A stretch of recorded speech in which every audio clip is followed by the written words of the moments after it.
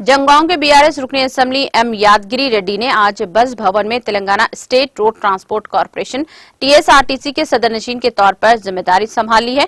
बताया जाता है कि उन्होंने इंतखाबी जाब्ते के जल्द निफाज के पेश नजर ये जिम्मेदारी संभाली है। इस प्रोग्राम में आरटीसी के मैनेजिंग डायरेक्टर वीसी सजनार और दीगर आला ओहदेदारों ने शिरकत की। अभी तक बाजी रेड्डी गोवर्धन रेड्डी टीएसआरटीसी के सदरनशीन थे, तहम इनकी जगह हुकूमत ने यादगिरी रेड्डी को ये जिम्मेदारी सौंपी है। वो 2 साल तक इस ओहदे पर रहेंगे। इनको इस बार बीआरएस का टिकट नहीं दिया गया। కేసీఆర్ గారి సారథ్యంలో కేటీఆర్ గారి దక్షతలో వారి మున్సిపల్ శాఖ మంత్రిగా వారి స్థాయిలో పనిచేసే భాగ్యం కూడా నాకు దక్కింది. అదే కోవలో ఆర్టీసీ చైర్మన్గా నాకు అప్పచెప్పిన బాధ్యతలు, నాపై నమ్మకం ఉంచి నాపైన పెట్టిన బాధ్యతలను ఈ 22 నెలల ప్రయాణంలో ఏ మేరకైతే శక్తానుసారం పనిచేసిందో వారి ఆశీర్వాదంతో మా వర్కింగ్ ప్రెసిడెంట్ కేటీఆర్ గారి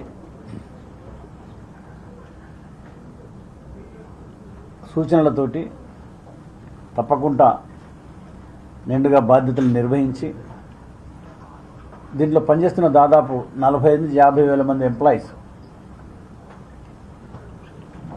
కలుపుకొని దక్షుడైన ఎండి గారు సజ్జనార్ గారు ఉన్నారు, ప్రిన్సిపల్ సెక్రటరీ గారు అంబవగిల్ ఉన్నారు, శ్రీనివాసరాజు గారు, ఇందాక కలిసిన స్టాఫ్ అంతా కూడా అంబవగిల్ ఉన్నారు. ప్రభుత్వంలో కలిసింది కాబట్టి ఆర్థికంగా ఇబ్బందులు ఉండవు కాబట్టి, రాష్ట్రంలో ఉన్న కార్పొరేషన్లో అతిపెద్ద కార్పొరేషన్ కాబట్టి ముఖ్యమంత్రి గారు నా పైన పెట్టిన ఈ బాధ్యతను, నమ్మకాన్ని నిండుగా నిర్వహించి దీన్ని డెవలప్ చేస్తాను.